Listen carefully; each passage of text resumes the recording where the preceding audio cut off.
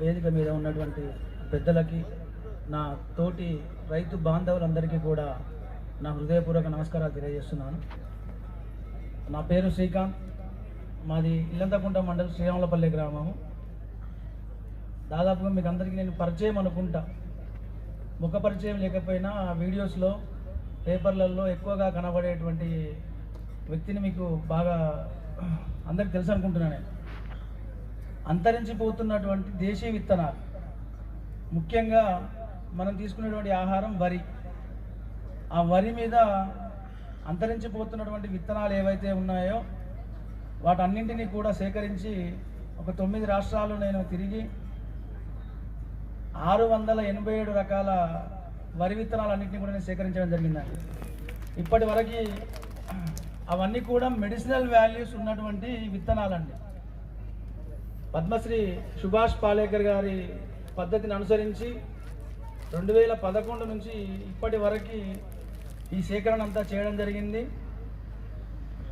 ఆ చేసినటువంటి విత్తనాలన్నింటినీ కూడా అందరికీ పంచడం జరిగింది. పాలేకర్ గారితో పాటుగా విజయరామ్ గారితో పాటు నాతోటి చేసేటువంటి తోటి రైతుల సహకారంతో నేను ఈ కలెక్షన్ చేయడం జరిగిందండి.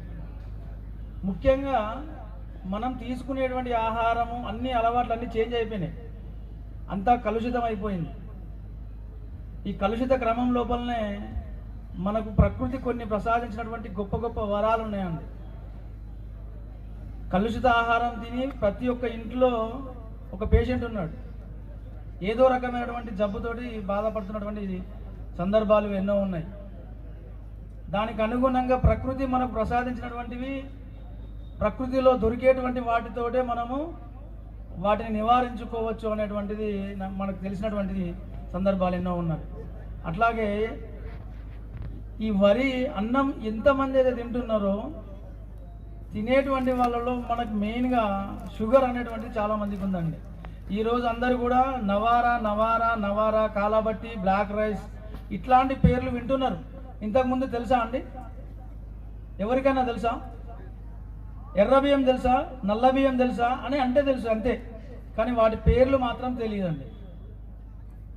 మేము చేసినటువంటి దాంట్లో, మేము కనుక్కున్నటువంటి దాంట్లో ఏంటంటే నవారా విత్తనం కానీ, కాలాబట్టి విత్తనం కానీ, మాపిల్లై సాంబా కానీ తమిళనాడు వెరైటీ, అంబెమొహర్, కులాకర్, మైసూర్ మల్లిక ఇట్లాంటివన్నింటినీ కూడా మనకు తెలియనటువంటి పేర్లు ఉన్నాయి. మన దగ్గర ఉండేటువంటి వాళ్ళు ఏమంటారు,